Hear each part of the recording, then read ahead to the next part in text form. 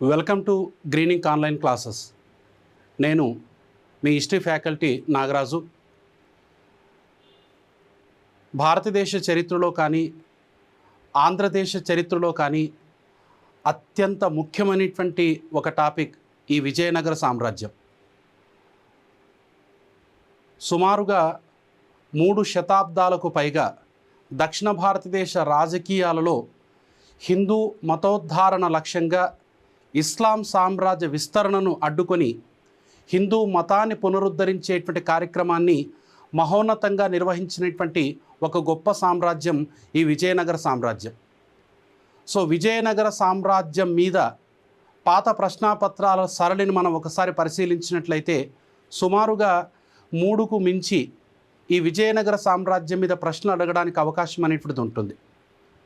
So Vijayanagara సామ్రాజ్యాన్ని సందర్శించినటువంటి విదేశీ యాత్రికుల మీద, విజయనగర సామ్రాజ్యాన్ని పరిపాలించినటువంటి 4 రాజవంశాల మీద, ఆ 4 రాజవంశాలలో ప్రముఖ చక్రవర్తులు, ఆ కాలం నాటి రాజకీయ పరిస్థితులు, ఆ చక్రవర్తులు పోషించినటువంటి సాహిత్య సేవ, ఆ కాలంలో నిర్మించబడినటువంటి నిర్మాణాలు, విజయనగర సామ్రాజ్య కాలం నాటి పరిపాలన, సామాజిక, ఆర్థిక, మత, కళారంగాల మీద ఖచ్చితంగా 3కు మించి ప్రశ్న అడుగుతూ ఉండడాన్ని మనం గమనించవచ్చు. సో ఆంధ్రదేశ చరిత్రలో విజయనగర సామ్రాజ్యానికి ఒక మహోజ్వలమైనటువంటి ఘట్టం ఉన్నట్లుగా మనం గుర్తించవచ్చు. ఎప్పుడైతే 1323లో 1323లో కాకతీయ మహాసామ్రాజ్యం పతనావస్థకు చేరుకోవడం జరిగిందో, దక్షిణ భారతదేశంలో మహమ్మదీయ రాజ్యాల స్థాపన ఎప్పుడైతే జరిగిందో, విజయనగర సామ్రాజ్య స్థాపన కూడా హిందూ మతోద్ధారణ కోసం జరిగినట్లుగా చరిత్రకారులు గుర్తిస్తారు. సో విజయనగర సామ్రాజ్యం మీద ఖచ్చితంగా ఒక క్వశ్చన్ ఉండడానికి అవకాశం అనేటువంటి ఒక బలమైనటువంటి ఏరియా విజయనగర సామ్రాజ్యాన్ని సందర్శించినటువంటి విదేశీయులు. సో విజయనగర సామ్రాజ్యంతో పాటుగానే దక్షిణ భారతదేశంలో బహుమనీ సామ్రాజ్యం అనేటువంటి ఆవిర్భవించడం జరిగింది. అంటే 1336లో విజయనగర సామ్రాజ్య స్థాపన జరిగింది. 1347లో బహుమనీ సామ్రాజ్య స్థాపన జరిగింది. అంటే విజయనగర సామ్రాజ్యం, బహుమనీ సామ్రాజ్యం రెండూ దక్షిణ భారతదేశంలో సమకాలీన రాజ్యాలుగా మనం గుర్తించవచ్చు. అల్లావుద్దీన్ హసన్ గంగు బహుమనీ షా అనేటువంటి వ్యక్తి బహుమనీ సామ్రాజ్యాన్ని స్థాపించడం జరిగింది. బహుమనీ చక్రవర్తుల తొలి రాజధాని గుల్బర్గా, రెండవ రాజధాని బీదర్. బహుమనీ చక్రవర్తుల తొలి రాజధాని గుల్బర్గా, రెండవ రాజధాని బీదర్. ఈ విషయాన్ని మనం ఖచ్చితంగా గుర్తుపెట్టుకోవాలి. ఈ ఒక్క పదం గుర్తుపెట్టుకున్నట్లయితే మీకు ఎప్పటికీ కూడా మర్చిపోకుండా గుర్తుంటుంది. మన ఉదయం నుంచి దాదాపుగా ప్రతి విషయంలో కూడా ఈ జీబీల గురించి మాట్లాడుతూ ఉంటాం. ఈవెందో మనం ఆన్లైన్ క్లాసెస్ చూడాలనుకున్నా కూడా మనకి ఇంకా ఎంత జీబీ మిగిలి ఉంది అని మనం ఆలోచిస్తూ ఉంటాం. అంటే గుల్బర్గా, బీదర్, బహుమనీ చక్రవర్తుల తొలి రాజధాని గుల్బర్గా, రెండో రాజధాని బీదర్. సో ఈ విధంగా దక్షిణ భారతదేశంలో విజయనగర సామ్రాజ్యం, బహుమనీ సామ్రాజ్యం ఆవిర్భవించడం జరిగింది. బహుమనీ సామ్రాజ్యంలో సున్నీ, షియా వర్గాల మధ్య భేదాభిప్రాయం కారణంగా బహుమనీ సామ్రాజ్యం 5 చిన్న చిన్న రాజ్య విభాగాలుగా విడిపడడం జరిగింది. అంటే స్థానికుడు, స్థానికేతరుడు, సున్నీ, షియా వర్గాల మధ్య భేదాభిప్రాయం కారణంగా బహుమనీ సామ్రాజ్యం 5 చిన్న చిన్న రాజ్యాలుగా విడిపడడం జరిగింది. అదే అహ్మద్నగర్, బీదర్, బీజాపూర్, బీరార్ అండ్ గోల్కొండ. అహ్మద్నగర్, బీదర్, బీజాపూర్, బీరార్ అండ్ గోల్కొండ. అంటే విజయనగర సామ్రాజ్యం పరిపాలిస్తున్నటువంటి కాలంలోనే బహుమనీ సామ్రాజ్యం ఆవిర్భవించింది. బహుమనీ సామ్రాజ్యం 5 చిన్న చిన్న రాజ్య విభాగాలుగా విడిపడడం అనేటువంటి జరిగింది. సో ఒకవైపున విజయనగర సామ్రాజ్యం పరిపాలిస్తున్నటువంటి కాలంలోనే దక్షిణ భారతదేశంలో కొంతకాలం పాటు రెడ్డి రాజులు పరిపాలించారు. తెలంగాణ భూభాగాన్ని రేచల పద్మనాయక చక్రవర్తులు పరిపాలించారు. అంటే విజయనగర సామ్రాజ్య చరిత్రను గురించి మనం ప్రస్తావించుకునేటప్పుడు బహుమనీ సామ్రాజ్య చరిత్ర, రెడ్డి రాజుల చరిత్ర, రేచల పద్మనాయకుల చరిత్ర, అలానే ఒరిస్సా భూభాగ ప్రాంతాన్ని పరిపాలించినటువంటి గజపతుల చరిత్ర, వీటన్నిటిని మనం సమకాలికంగా తెలుసుకోవాల్సినటువంటి అవసరం ఉంటుంది. సో ఇందాకే మనం చెప్పుకున్నట్లుగా విజయనగర సామ్రాజ్యం మీద ఖచ్చితంగా ఒక క్వశ్చన్ ఉండడానికి అవకాశం ఉన్నటువంటి ఒక బలమైనటువంటి ఏరియా విజయనగర సామ్రాజ్యాన్ని సందర్శించినటువంటి విదేశీయులు. విజయనగర సామ్రాజ్య పరిపాలనా కాలంలో విదేశీయులు విజయనగర సామ్రాజ్యాన్ని సందర్శించి తాము విన్న చూసిన విషయాలను తమ తమ గ్రంథాల్లో గ్రంథస్థం చేయడం జరిగింది. సో ఈ విజయనగర సామ్రాజ్యాన్ని సందర్శించినటువంటి విదేశీయులు విదేశీ యాత్రికులు అందించినటువంటి సమాచారం పట్ల మనం కాస్త నిశితంగా దృష్టి కేంద్రీకరించినట్లయితే విజయనగర సామ్రాజ్య వైభవాన్ని మనం చాలా స్పష్టంగా గుర్తుపెట్టుకోవచ్చు. విజయనగర సామ్రాజ్యాన్ని సందర్శించినటువంటి విదేశీ యాత్రికులను ఖచ్చితంగా వరుస క్రమంలోనే గుర్తుపెట్టుకోవాలి. అంటే ఇబాన్ బతూతా, మొదటి వ్యక్తి ఇబాన్ బతూతా, ఇతని తర్వాత Niccolo de Conti, Ibn Battuta, Niccolo de Conti, Abdul Razzaq, Nikitin, Domingo Paes, Barbosa, Fernando Nuniz. So వీరిని ఖచ్చితంగా మనం వరుస క్రమంలోని గుర్తుపెట్టుకోవాలి పోటీ పరీక్షల కోణంలో. ఇబాన్ బతూతా మొదటి హరిహర రాయల పరిపాలనా కాలంలో భారతదేశాన్ని సందర్శించాడు. నికోలో డి కాంటీ మొదటి దేవరాయల కాలంలో విజయనగరాన్ని సందర్శించడం జరిగింది. అబ్దుల్ రజాక్ రెండవ దేవరాయల కాలంలో విజయనగరాన్ని సందర్శించడం జరిగింది. సో ఇక్కడ Niccolo de Conti, Abdul Razak వీరిచ్చినటువంటి వివరాలు విజయనగర సామ్రాజ్య వైభవాన్ని గురించి తెలుసుకునడానికి మనకు ఎంతగానో ఉపయోగపడడం జరుగుతుంది. ఈ ఇద్దరు రచయితలు విజయనగర సామ్రాజ్యాన్ని గురించి అద్భుతంగా తమ రచనలో పేర్కొనడం జరిగింది. నికోలో డి కాంటీ, అబ్దుల్ రజాక్లు ఏమంటారంటే విజయనగర సామ్రాజ్యం లాంటి సామ్రాజ్యాన్ని మేము కనుల చూడలేదని, చెవుల వినలేదని వీరిద్దరు కూడా వ్యాఖ్యానించడం జరిగింది. It's a most important. గతంలో మనకి ఈ ప్రశ్న అడగడం కూడా జరిగింది. విజయనగర సామ్రాజ్యం లాంటి రాజ్యాన్ని మేము కనుల చూడలేదని, చెవుల వినలేదని Niccolo de Conti, Abdul Razak ఇద్దరు కూడా పేర్కొనడం జరిగింది. అలానే రష్యాకు చెందినటువంటి గుర్రాల వ్యాపారి రెండవ దేవరాయల మరణానంతరం రెండో విరూపాక్షరాయల కాలంలో విజయనగరాన్ని సందర్శించడం జరిగింది. నెక్స్ట్ పోర్చుగల్కు చెందినటువంటి డొమింగో పేస్ కృష్ణదేవరాయల కాలంలో, పోర్చుగల్కు చెందినటువంటి బార్బోజా కృష్ణదేవరాయల కాలంలోనే, ఫెర్నాండో న్యూనిజ్ అనేటువంటి పోర్చుగల్ యాత్రికుడు అచ్యుత దేవరాయల పరిపాలనా కాలంలో విజయనగరాన్ని సందర్శించడం జరిగింది. కాబట్టి వీటన్నిటిని మనం వరుస క్రమంలో ఖచ్చితంగా గుర్తుపెట్టుకోవాల్సినటువంటి అవసరం ఉంటుంది. సో ఇప్పుడు విజయనగరాన్ని సందర్శించినటువంటి విదేశీయులు వారు అందించినటువంటి సమాచారాన్ని మనం కూలంకషంగా నిశితంగా పోటీ పరీక్షల కోణంలో ప్రస్తావించుకున్నట్లయితే ఖచ్చితంగా మనకు ఒక మార్కు మన దగ్గర ఉండేటువంటి అవకాశం అనేటువంటిది ఉంటుంది.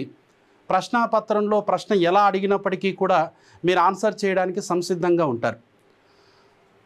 మొరాకో చెందినటువంటి, అంటే ఆఫ్రికాలోని మొరాకో అనేటువంటి ప్రాంతానికి చెందినటువంటి ఇబాన్ బతూతా తన ప్రపంచ పర్యటన నిమిత్తం భారతదేశాన్ని సందర్శించడం జరిగింది. ఆనాడు ఢిల్లీని పరిపాలిస్తున్నటువంటి మహమ్మద్ బిన్ తుగ్లక్ పరిపాలనా కాలంలో. ఢిల్లీ సుల్తాన్ మహమ్మద్ బిన్ తుగ్లక్ పరిపాలనా కాలంలో ఇతను భారతదేశాన్ని సందర్శించాడు. ఇబాన్ బతూతాకు ఇస్లాం న్యాయ చట్టం అనేటువంటి షరియా మీద మంచి పట్టుంది.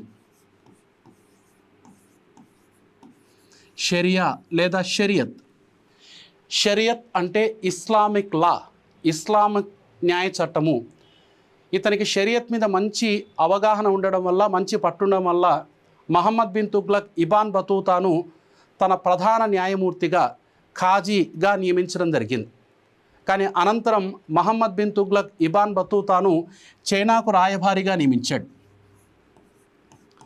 చైనాకు రాయభారిగా నియమించడం జరిగింది.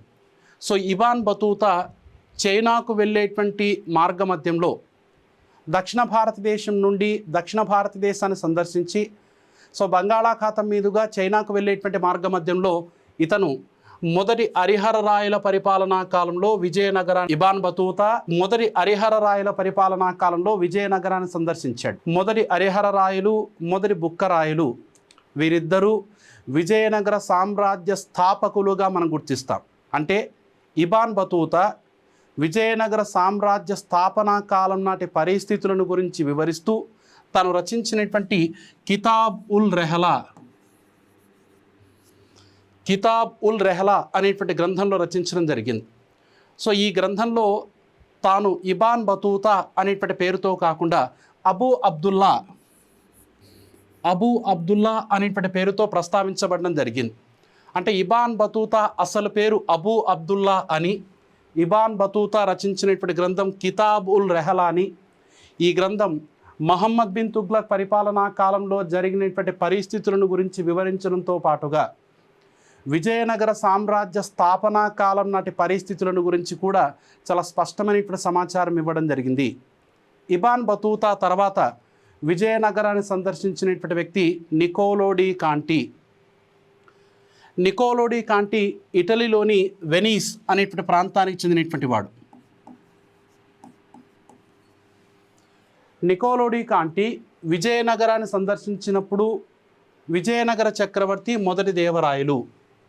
సో మొదటి దేవరాయల కాలంలో ఇటలీలోని వెనీస్ నగరానికి చెందినటువంటి నికోలో డి కాంటి విజయనగరాన్ని సందర్శించడం జరిగింది.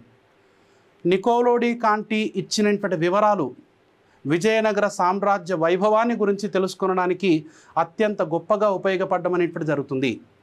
నికోలో డి కాంటి సతీ సహగమనాన్ని గురించి వర్ణించడం జరిగింది. అంటే సామాజిక దురాచారం అనేటువంటి సతీ సహగమనాన్ని గురించి ఇతను వర్ణించాడు. విజయనగర చక్రవర్తి మొదటి దేవరాయలకు 12,000 మంది భార్యలు ఉన్నారు అనేటువంటి విషయాన్ని ఇతను వివరించడం జరిగింది. 12,000 మంది భార్యలు అంటే సతీ సహగమనంతో పాటుగా బహుభార్యత్వాన్ని గురించి కూడా ఇతను ప్రస్తావించడం జరిగింది. అలానే విజయనగరాన్ని బిజనగలియా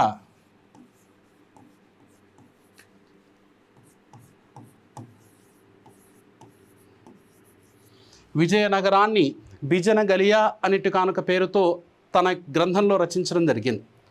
అంటే వెనీస్ లాంగ్వేజ్ ప్రకారం, ఇటలీ లాంగ్వేజ్ ప్రకారం ఇతను బిజనగలియా అనేటి కానుక పేరుతో విజయనగరాన్ని ప్రస్తావించడం జరిగింది. ఈ విజయనగరం చుట్టుకొలత 90 చదరపు కిలోమీటర్లని,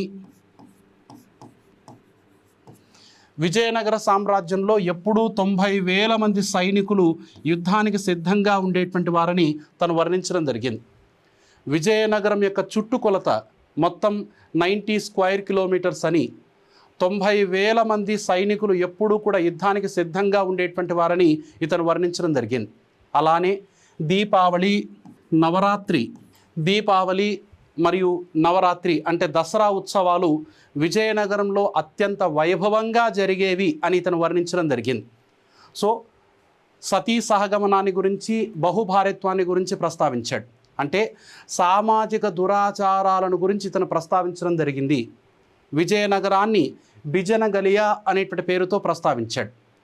విజయనగరం యొక్క చుట్టుకొలత 90 చదరపు కిలోమీటర్లని, విజయనగరంలో ఎప్పుడూ 90,000 మంది సైనికులు యుద్ధానికి సిద్ధంగా ఉండేటువంటి వారని, అలానే దీపావళి, నవరాత్రి ఉత్సవాలు విజయనగరంలో అత్యంత వైభవంగా జరిగేవని, విజయనగరం తర్వాత అంటే హంపి నగరం తర్వాత పెనుగొండ అంతటి గొప్ప పట్టణమని. సో పూర్వపు అనంతపురం జిల్లాలో ఉన్నటువంటి పెనుగొండ హంపి నగరం తర్వాత అంతటి గొప్ప పట్టణం అని ఇతను వర్ణించడం అనేటువంటి జరిగింది.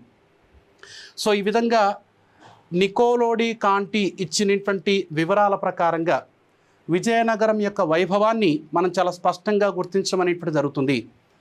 ఇతని తర్వాత నికోలో డి కాంటి తర్వాత విజయనగరాన్ని సందర్శించినటువంటి వ్యక్తి అబ్దుల్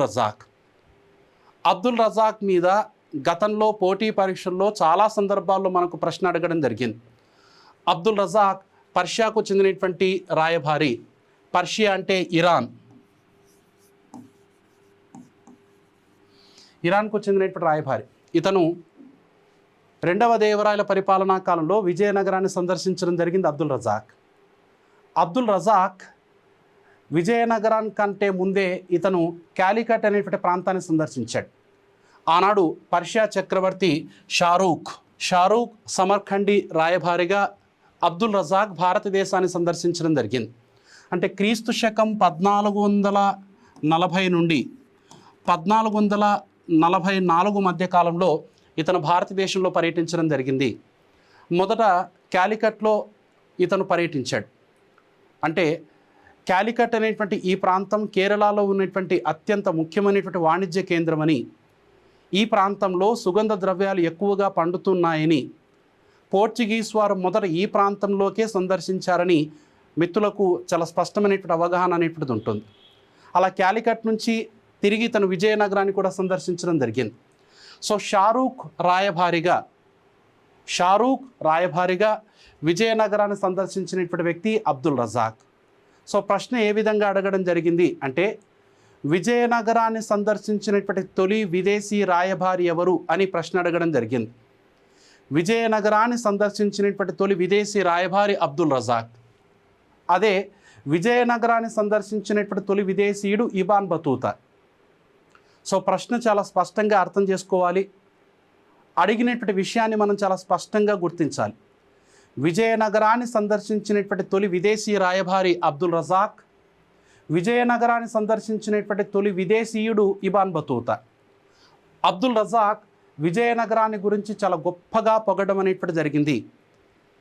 విజయనగరంలో రహదారులకు ఇరువైపులా రత్నరాసులను కుప్పగా పోసి కొలిచి అమ్మేవారని, విజయనగరంలో రత్నరాసులను రహదారికి ఇరువైపులా పోసి కొలిచి అమ్మేటువంటి వారని, వేశ్యలు అత్యంత వైభవంగా జీవించేటువంటి వారని, వేశ్యల నుంచి వసూలు చేసుకునేటువంటి పన్నుతో విజయనగర సైనికులకు జీతాలు ఇచ్చేటువంటి వారని, వేశ్యల వైభవం చాలా గొప్పగా ఉండేదని, రాణులు కూడా చాలా గొప్పగా జీవించేటువంటి వారని, రాణుల వద్ద వందలాది మంది చెలికత్తెలు ఉండేటువంటి వారని, సో రాణులు చెలికత్తెలందరూ కలిసి స్నానవాటికలో రోజ్ వాటర్తో స్నానం చేసేటువంటి వారని, ప్రజలకు గులాబీలంటే గొప్ప ఇష్టమని ఇతను వర్ణించడం జరిగింది.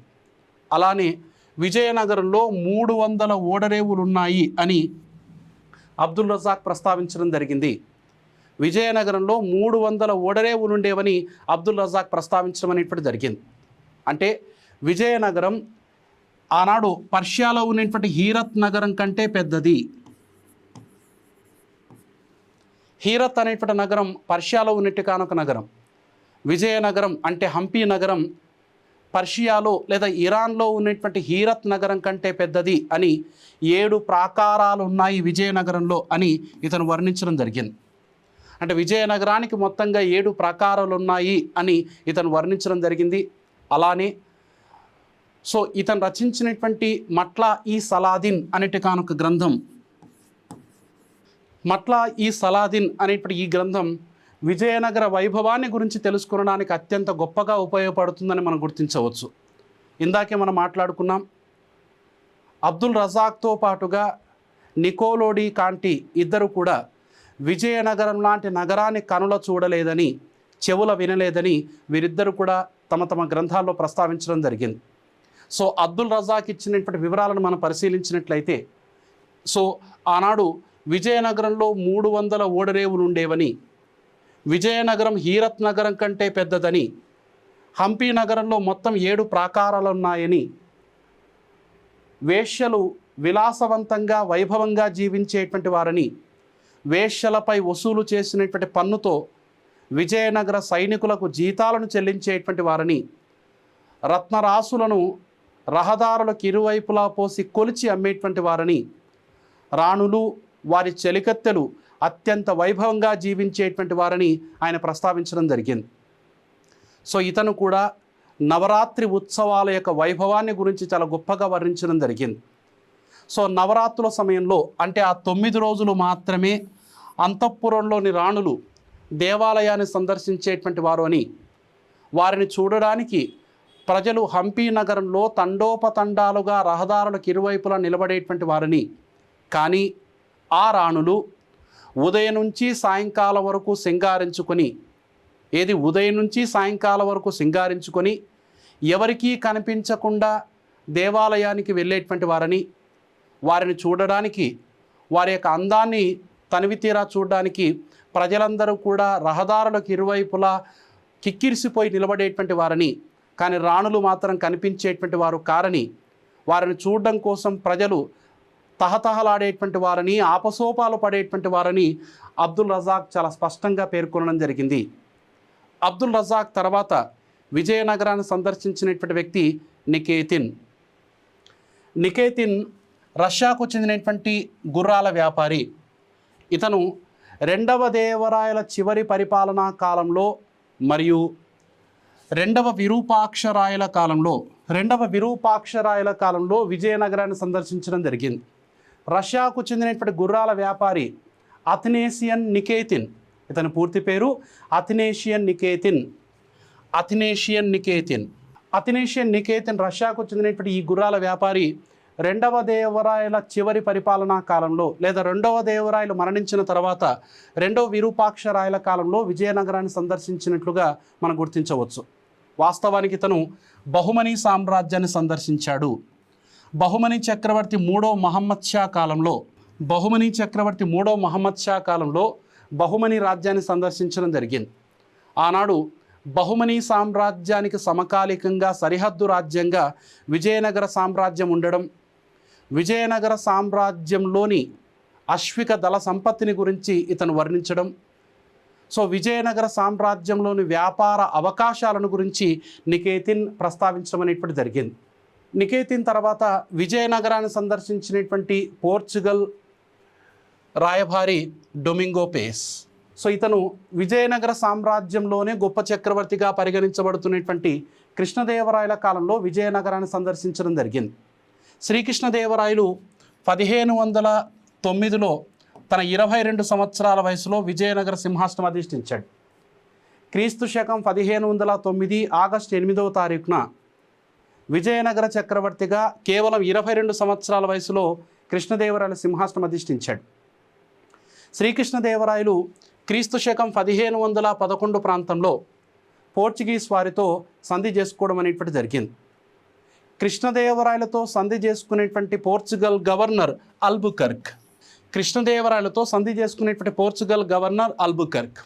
అలా పోర్చుగీస్ వారు ఎప్పుడైతే విజయనగర చక్రవర్తులతో స్నేహ సంబంధాలను పాటించడం జరిగిందో, పోర్చుగీస్ వారు తరచుగా భారతదేశాన్ని సందర్శించి విజయనగర సామ్రాజ్యంలో కొంతకాలం పాటు నివసించి రాజుల యొక్క ఆదరణ పొంది వారు అంతఃపురంలో కూడా కొంతకాలం పాటు నివసించి ఆ కాలం నాటి పరిస్థితులను గురించి చాలా స్పష్టంగా తమ గ్రంథాలలో వివరించడం జరిగింది.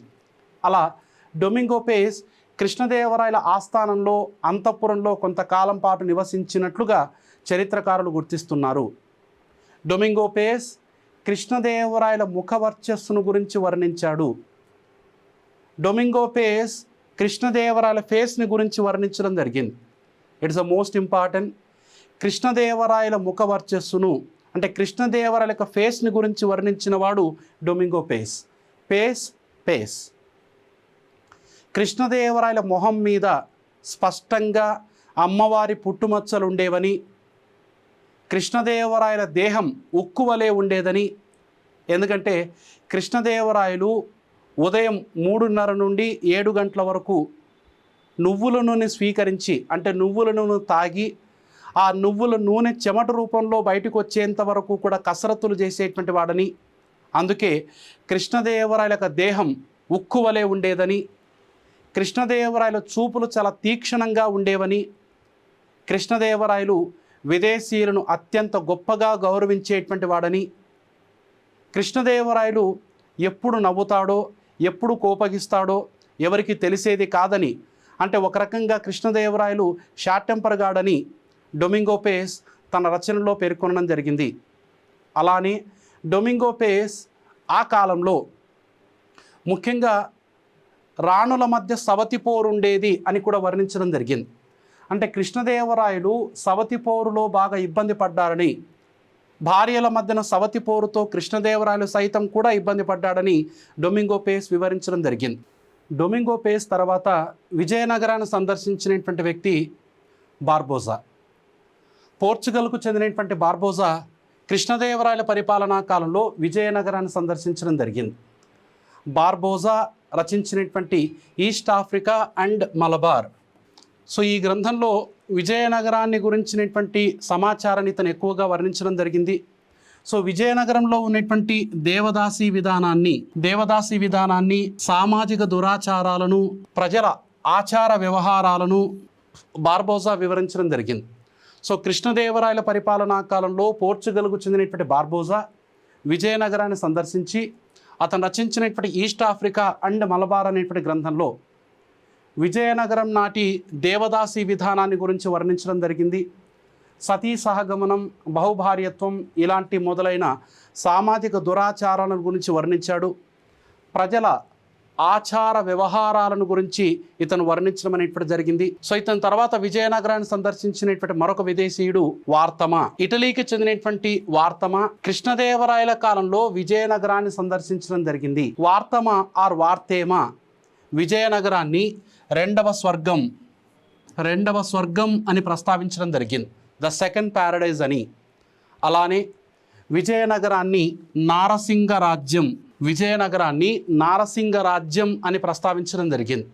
సో విజయనగరాన్ని నారసింగరాజ్యం అని ప్రస్తావించడానికి గల ప్రధానమైనటువంటి కారణం ఏంటంటే, హంపి నగరంలోకి లేదా విజయనగరంలోకి మనం ఎంటర్ అయినటువంటి వెంటనే అతిపెద్ద యోగ ముద్రలో ఉన్నటువంటి నారసింహుని యొక్క ఏకశిలా విగ్రహం మనకు కనిపిస్తుంది. అందుకే బహుశా ఇతను విజయనగరాన్ని ఇలా నారసింగరాజ్యం అని ప్రస్తావించి ఉండవచ్చు. వార్తేమా తర్వాత విజయనగరాన్ని సందర్శించినటువంటి మరొక పోర్చుగల్ యాత్రికుడు ఫెర్నావో న్యూనిజ్. ఇతను అచ్యుతదేవరాయల పరిపాలనా కాలంలో విజయనగరాన్ని సందర్శించాడు. శ్రీకృష్ణదేవరాయలు మరణించిన తర్వాత ఆయన సవతి సోదరుడు అచ్యుతదేవరాయలు విజయనగర సింహాసనం అధిష్ఠించడం జరిగింది. 1529లో 1529 డిసెంబర్లో కృష్ణదేవరాయలు మరణించడం జరిగింది. కృష్ణదేవరాయలు మరణించిన తర్వాత ఆయన సవతి సోదరుడు అచ్యుతదేవరాయలు విజయనగర సింహాసనం అధిష్ఠించాడు. ఆయన కాలంలో అంటే అచ్యుతదేవరాయల కాలంలో విజయనగరాన్ని సందర్శించినటువంటి న్యూనిజ్ విజయనగర స్థాపనా కాలం నాటి పరిస్థితులను గురించి వర్ణిస్తూ అచ్యుతదేవరాయల వరకు విజయనగర చరిత్రను చాలా స్పష్టంగా వివరించడం జరిగింది. అంటే 1336 నుండి విజయనగర సామ్రాజ్య స్థాపనా కాలం నాటి నుండి అచ్యుతదేవరాయల పరిపాలనా కాలం వరకు విజయనగర రాజ్యంలోని రాజకీయ స్థితిగతులను గురించి చాలా స్పష్టంగా వర్ణించాడు. యుద్ధ సన్నివేశాలను గురించి వర్ణించడం జరిగింది. అంటే రాజ్యంలో తరచుగా వారసత్వ పోరాటాలు జరుగుతుండేవని, విజయనగర చక్రవర్తులకు బహుమనీ చక్రవర్తులకు మధ్య జరిగేటువంటి యుద్ధాలలో ఆనాడు యుద్ధ దృశ్యాలు ఏ విధంగా ఉండేవని, సైన్యాన్ని నడిపేటువంటి తీరును గురించి, విజయనగర సామ్రాజ్యం నాటి సైనిక బల సంపత్తిని గురించి తను చాలా స్పష్టంగా వివరించడం జరిగింది. అలానే న్యూనిజ్ సామాజిక దురాచారాలను గురించి కూడా ప్రస్తావించడం జరిగింది. ఆనాడు లింగాయత్తులు అంటే మన ప్రాంతంలో వారిని జంగమౌళ్ళు అని వ్యవహరించడం జరుగుతుంది. సో వీరు బసవేశ్వరుడిని పూజించేటువంటి వారు బసవ. ఈ బసవేశ్వరుని గురించి లింగాయత్తులను గురించి కాకతీయుల కాలంలో మనం సంపూర్ణంగా ప్రస్తావించుకోవడం కూడా జరిగింది. సో వీరు తమ జంజానికి లింగం ధరిస్తారు, అందుకోసం వీరిని లింగాయత్ అని చెప్పేసి పిలుస్తారు. ఈ లింగాయత్తుల సాంప్రదాయాలు ఇప్పటికీ కూడా కొనసాగించబడుతున్నాయి. వీటిని మన ప్రాంతాల్లో తరచుగా చూస్తూనే ఉంటాం. లింగాయత్లోని ఒక వ్యక్తి మరణించిన తర్వాత ఆ శవాన్ని పద్మాసనంలో కూర్చోబెట్టడం జరుగుతుంది. ఆ శవాన్ని పద్మాసనంలో కూర్చోబెట్టి ఒక పల్లకీ గట్టి పల్లకీలో కూర్చోబెట్టి శ్మశానానికి తరలిస్తారు. అలానే కూర్చోబెట్టే ఖననం చేయడం జరుగుతుంది. లింగాయత్లో ఆ వ్యక్తి మరణించిన తర్వాత అతని భార్యను కూడా సజీవంగా పూడ్చిపెట్టేటువంటి సాంప్రదాయం ఉండేదని, వితంతువులను సజీవంగా పూడ్చిపెట్టేటువంటి వారని న్యూనిజ్ పేర్కొనడం జరిగింది. ముఖ్యంగా న్యూనిజ్ రచనలు ఇతర పోర్చుగీస్ వారు విజయనగర సామ్రాజ్యాన్ని గురించి వర్ణించినటువంటి వివరణలతో ఒక అద్భుతమైనటువంటి గ్రంథాన్ని రచించడం జరిగింది రాబర్ట్ సీవేల్ అనేటి కానొక చరిత్రకారుడు. రాబర్ట్ సీవేల్ రచించినటువంటి గ్రంథం the Forgotten Empire of Vijayanagara. It is the most important. దీని తొలి ముద్రణ క్రీస్తు శకం 1900లో జరిగింది. 1900లో the forgotten umpire of Vijayanagara అనేటువంటి ఈ గ్రంథాన్ని తొలిసారిగా ముద్రించడం జరిగింది. దీన్ని తెలుగులో విస్మృత విజయనగర సామ్రాజ్యం, విస్మృత విజయనగర సామ్రాజ్యం అనేటువంటి పేరుతో తెలుగులోకి అనువదించడం జరిగింది. So the forgotten umpire of Vijayanagara అనేటువంటి ఈ గ్రంథం విజయనగర సామ్రాజ్య వైభవాన్ని గురించి, విజయనగర సామ్రాజ్యం యొక్క గొప్పతనాన్ని, పతనాన్ని గురించి చాలా స్పష్టంగా వివరించినటువంటి గ్రంథం. సో విజయనగర సామ్రాజ్యాన్ని గురించి the forgotten umpire of Vijayanagara అనేటువంటి ఈ గ్రంథంలో రాబర్ట్ సీవెల్ వివరిస్తూ క్రీస్తు శకం 1336లో విజయనగర సామ్రాజ్యం స్థాపించబడిందని, విజయనగర సామ్రాజ్య స్థాపన దక్షిణ భారతదేశంలో ఒక మహా అధ్యాయానికి నాంది పలికిందని, విజయనగర సామ్రాజ్య స్థాపనతో దక్షిణ భారతదేశంలో హిందూ మతోద్ధారణ జరిగిందని, విజయనగర సామ్రాజ్య స్థాపనతోనే బహుమనీ సామ్రాజ్య విస్తరణ, ఢిల్లీ పరిపాలకులు దక్షిణ భారతదేశాన్ని విస్తరించడాన్ని వీరు బలంగా అడ్డుకున్నారని, విజయనగర చక్రవర్తులు గొప్ప దేవాలయాలను నిర్మించి కళారంగాన్ని, సాహిత్యాన్ని కూడా పోషించారని రాబర్ట్ సీవెల్ తన గ్రంథంలో ప్రస్తావించడం జరిగింది. ఇందులో ఫస్ట్ లైన్ ఏముంటుంది అంటే 1336లో విజయనగర సామ్రాజ్యం స్థాపించబడేటప్పుడు ఇంగ్లాండ్ చక్రవర్తి 3వ ఎడ్వర్డ్ చక్రవర్తి అని, 3వ ఎడ్వర్డ్ చక్రవర్తి పరిపాలనా కాలంలో, అంటే ఇంగ్లాండ్ను 3వ ఎడ్వర్డ్ చక్రవర్తి పరిపాలిస్తున్నప్పుడు 1336లో విజయనగర సామ్రాజ్యం స్థాపించబడింది అని the forgotten umpire of Vijayanagara అనే ఈ గ్రంథంలో రాబర్ట్ సీవెల్స్ ప్రస్తావించడం జరిగింది. సో ఇది విజయనగరాన్ని సందర్శించినటువంటి విదేశీయులకు సంబంధించినటువంటి సమాచారం. ఈ విదేశీయులకు సంబంధించినటువంటి సమాచారాన్ని మనం పరిపాలనా విశేషాలను గురించి మాట్లాడుకునేటప్పుడు, సామాజిక ఆర్థిక విషయాలను గురించి ప్రస్తావించుకునేటప్పుడు, విజయనగరం నాటి ఓడరేవులను గురించి మాట్లాడుకునేటప్పుడు కూడా తరచుగా వీటిని గురించి మనం మరోసారి మాట్లాడుకోవడం జరుగుతుంది.